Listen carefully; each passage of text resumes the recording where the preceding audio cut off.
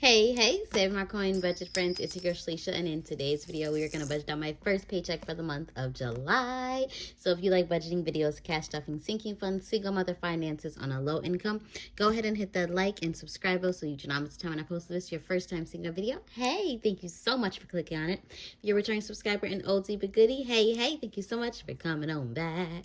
Y'all, how have you been? Homegirl has been pretty good. I am a little, flustered because I have been posting on TikTok and y'all, like, these violations is just ridiculous. So I'm just like, you know what? I think I may just stick to what I know and just hang out with my YouTube fam. But how are you guys doing? Let me know how your 4th of July was.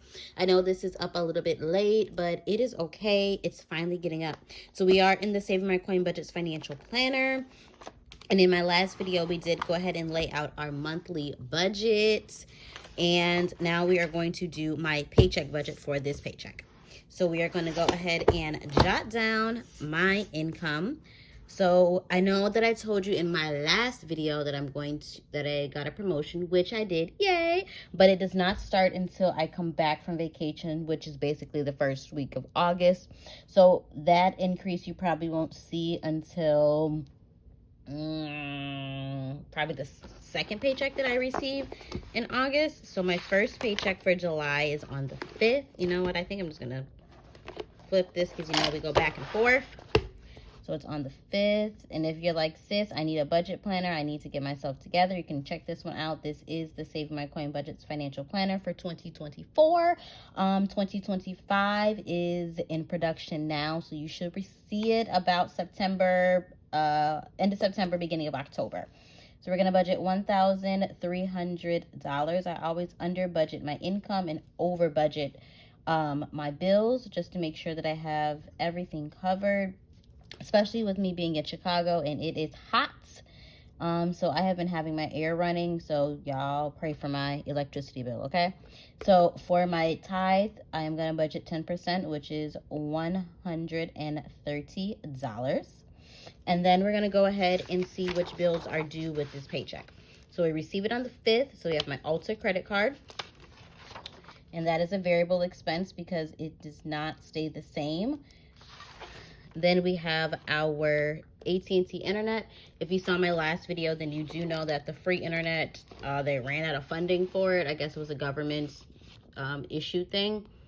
And they ran out of funding. So yes, homegirl does have to pay her internet, but remember, that is why I said I wanted to still include it in my budget, because I was not sure how that was going to pan out. So budgeted $10. Then we have my Walmart credit card. Oh, forgot Ulta. For Ulta, we are going to budget $30. I believe it's $25 that's due, but I just want to make sure that I cover that interest too. Then we have Walmart. Walmart, I'm going to budget $48. I don't think I used my Walmart credit card, but I want to make sure that I didn't have, like, when they said, oh, you could skip a payment or, you know, not pay something, but I want to make sure I have it covered. Next is my Target credit card. Target, I just stocked up on my cleaning products. So Target should be around $70. I'm going to budget $72. Next is Hulu. So I do the budget by paycheck method, where I budget everything from the day that I get paid, which is the 5th. And I am a visual learner. Y'all, I'm spilling stuff. I am a visual learner, so we're just going to go ahead and just use some color while I'm talking about it. So we're going to do pink and yellow. So I have my paycheck, which is on the 5th. And every bill that I'm going to pay with that paycheck is going to be in pink. So it's going to be my internet, my Walmart, my Target, my Hulu, my Capital One, through the day before my next paycheck. So I don't have anything else besides those bills. So I'm going to just draw a line here, which I will be on vacation here. So then everything with my next paycheck is going to be in yellow. So my next payday is the 19th. And it's going to be ComEd, State Farm, Discover credit card, Amazon Prime, NICOR gas, and then we also have to make sure that we are putting something towards my mortgage and HOA, which is due on the 1st of August, because I don't receive that next paycheck until like the 7th or 8th of August. So that is why I enjoy doing the calendar method. So I'm able to see how the paychecks fall, so I have enough money and I don't screw myself come the 1st of August because I have a bunch of extra money. So we're going to go ahead and get back to this budget. So this is everything that I have to pay from this paycheck that's due for this month. I do want to make sure that I am covering myself when it comes to my bigger expense, which is my mortgage. So I do like to split my mortgage up between my 2 paychecks.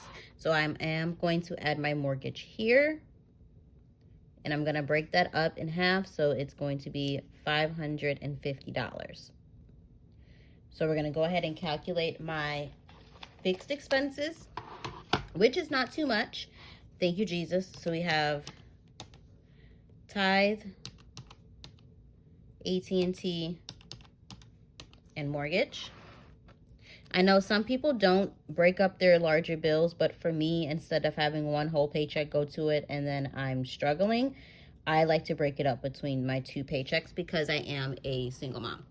So I have $490, and then I'm going to subtract that from my budgeted income that I'm bringing home to see what we have to roll over to our variable. Y'all, I'm sorry if this video is going to come out and be a little choppy. My storage keeps saying that I don't have enough room.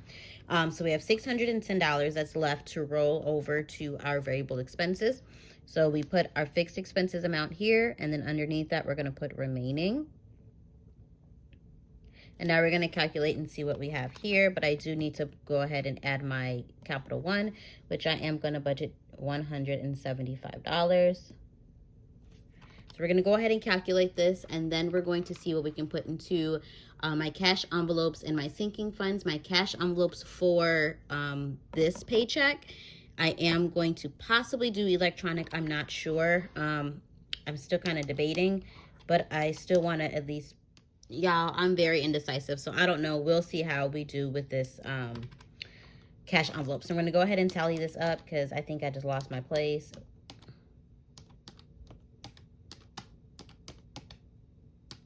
All right, so we have $335 for our variable expenses. Now we're going to go ahead and subtract that from our remaining, so $610. So that leaves us with $275 to put into those 2 categories. So we have sinking funds and we have cash envelopes.